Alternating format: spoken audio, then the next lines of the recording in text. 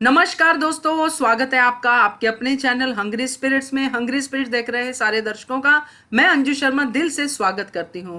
तो दोस्तों, big boss OTT, जी हाँ, बिग बॉस ओटीटी में इस बार बहुत ही बड़े वाला एविक्शन हो गया है।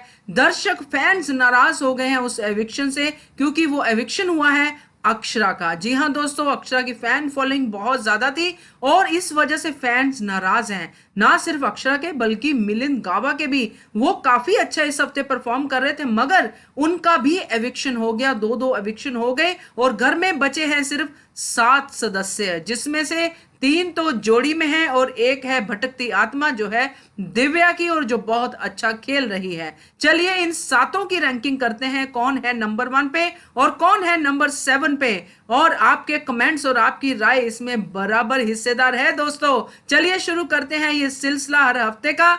मगर पहले वही गुजारिश आपसे, जिन्होंने अभी तक हमारा चैनल हंग्री स्पिरिट सब्सक्राइब नहीं किया है, कृपया कर लीजिए। साथ में दोस्तों बेल आइकन दबाइएगा ताकि आपको हमारे वीडियोस के नोटिफिकेशन मिलते रहे। धन्यवाद। तो दोस्तों सबसे पहले बात करेंगे नंबर 7 की। तो नंबर 7 हो या नंबर 9 हो या नंबर 10 हो या नंबर 11 हो, एक नंबर पे यानी कि पीछे के सबसे पीछे के नंबर पे रहना इन्हीं का हक बनता है, क्योंकि ये ऐसे ही खेल रहे हैं। जी हाँ, बात कर रही हूँ राकेश बापट की, जो सिर्फ पीछे से ही खेलते हैं। इस बार ऑडियंस के पूछने के बाद भी उन्होंने एक भी ढंग का जवाब नहीं दिया जिससे कि कोई भी सेटिस्फाई हो सके। तो इनको नंबर 7 पे रखना हमारी मजबूरी है, क्योंकि ये घर के अंदर है। अब कोई तो नंबर इनको देना ही है और लास्ट नंबर ही ये डिजर्व करते हैं। तो राकेश बापट है नंबर 7 के ऊपर।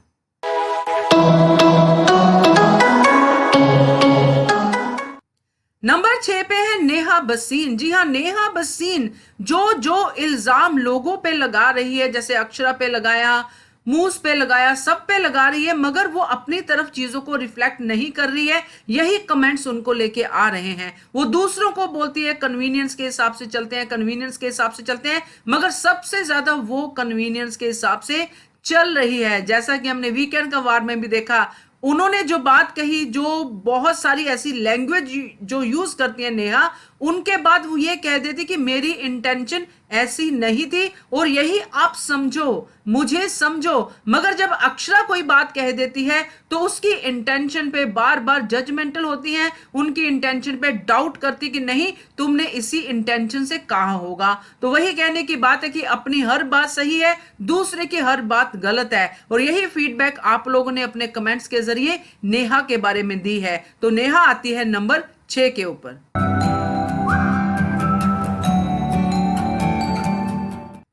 नंबर 5 पे आ गई है मुस्कान। जी हाँ, मूस, जिनको सब बहुत प्यार कर रहे हैं, मगर दोस्तों उनकी गेम निशांत के बिना कुछ नहीं दिख रही है। निशांत के पीछे पीछे ही चल रही है या फिर वो प्रतीक के साथ चल रही है, तो उसकी गेम क्लियर नहीं दिख रही है। हाँ, आवाज रेज करती है, बातें कहती है, मगर बातों की कोई वैल्यू दिख नहीं रही है दोस्तों। इसलिए मूस को लेके इतनी अच्छी फीडबैक नहीं है। निशांत के साथ है, इसलिए लोगों का कहना है कि मूस यहां तक पहुंच गई है, जो कि बहुत ही डेंजरस बात होती है बिग बॉस के घर में। जैसे कि बापट के लिए कहते हैं कि शमिता के दम पे पहुंचे हैं, वैसे मूस के लिए कहते हैं कि निशांत के दम पे मूस यहां पे पहुंच गई है। तो इसी दम पे मूस आती है नंबर 5 के ऊपर।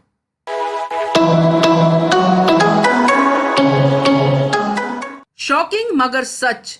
नंबर 4 पे आ गए हैं प्रतीक। जी हाँ, प्रतीक सहजपाल जब से नेहा के कांटेक्ट में आए हैं, कनेक्शन में आए हैं, तब से अपनी गेम भूल गए हैं। नेहा के ही इर्द गिर्द घूमते हुए दिखाई देते हैं। ऐसा ही उनको सवाल भी पूछा गया था कि आप फ्रंट फुट पे खेलने वाले खिलाड़ी बैक फुट पे कैसे चले गए हैं। चाहे प्रतीक सहजपाल इसका कुछ भी जवाब देते, मगर अगर आप फ्रंट फुट पे खेलने वाले खिलाड़ी हो तो आप फ्रंट फुट पे ही खेलोगे, वहीं पे आप लोगों को इंप्रेस कर सकते हो, यही आपकी खेल होनी चाहिए। मगर प्रतीक की जो ऑडियंस बनी थी, जो फैंस बने थे, जो उनकी गेम को देख के बने थे, उनके नेगेटिव कमेंट्स आने शुरू हो गए हैं। बाकी जिन्होंने सिर्फ बिना देखे उनको जिताना ही जिताना है, उनके कमेंट सिर्फ इतने ही आ रहे हैं, प्रतीक विनर है, प्रतीक विनर है, प्रतीक विनर है। मगर क्यों विनर है ये वो बताना जरूरी नहीं समझ रहे हैं। तो ये टोटल अगर हम देखें कमेंट्स को लेके और बाकी सब चीजों को देखें, परफॉर्मेंस को देखें, जिसमें प्रतीक सिर्फ बोलते बोलते बोलते ही नजर आते हैं, बिना दूसरे की बात सुने हुए, बिना लॉजिक के बोलते नजर आते हैं, तो वो सारी बातों को देखें तो प्रतीक सहजपाल जो नंबर 1 के खिलाड़ी थे इस बार नंबर 4 पे आ गए हैं।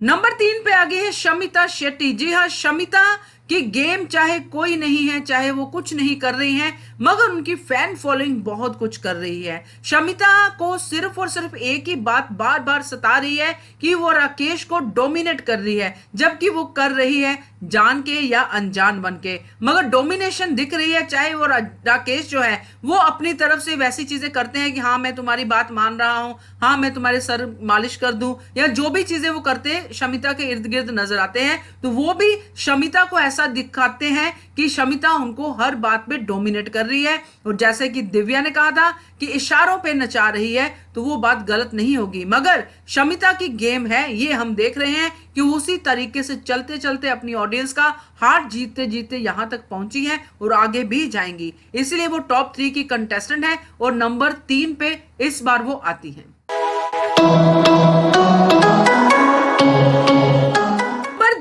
दोस्तों दिव्या अग्रवाल। दिव्या अग्रवाल के बारे में बहुत कुछ पूछा जाता है, हर वीकेंड का वार में दिव्या ही टारगेट होती है, चाहे बात कोई भी निकले। अब यहां पे सवाल ये उठता है कि अगर दिव्या इतनी ही बेकार है, जिसको कोई कनेक्शन बिग बॉस नहीं दे रहे हैं, तो वो घर के अंदर कैसे है? बिग बॉस जो कनेक्शन के ऊपर ये गेम चला रहे हैं, स्टे कनेक्टेड के ऊपर ही पूरा थीम है, तो एक ऐसी बंदी को घर में छोड़ा हुआ है जिसका शुरू से लेके अभी तक ऐसा कोई कनेक्शन बना ही नहीं है, सिर्फ एक बना, वो भी चला गया।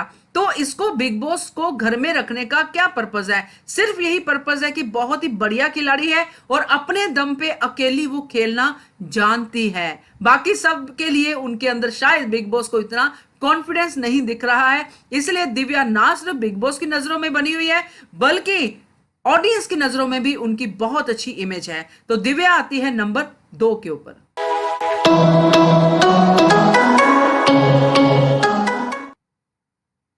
नंबर 1 पे इस बार आ गए हैं दोस्तों निशांत भट्ट। जी हाँ, निशांत भट्ट की बातों को अगर सुने तो काफी लॉजिकल बहस करते हैं, काफी बातें उनकी सही होती हैं और जिस तरह से वो अपनी बातों को कहते हैं वो बातें समझ में आती हैं। ऐसे नहीं बा बा बा बा बा बोला और हमें समझ में ना आए, तो वो बातें निशांत की समझ में आती हैं, चाहे दोस्ती को लेके हो, चाहे गेम को लेके हो। और जिन निशांत को कोई पसंद नहीं कर रहा था, उनकी फैन फॉलोइंग नहीं थी, एकदम से उनकी फैन फॉलोइंग बढ़नी शुरू हो गई है। और निशांत ही हैं जो गेम को इधर से उधर घुमा रहे हैं, बिग बॉस के घर में लोगों का दिल लगा रहे हैं, चाहे वो लड़ाई करें, चाहे वो डांस करें, चाहे वो कुछ और करें। तो अब जो सिचुएशन है उसमें निशांत काफी निखर के आए हैं इस हफ्ते, इसलिए वो आते हैं नंबर 1 के ऊपर।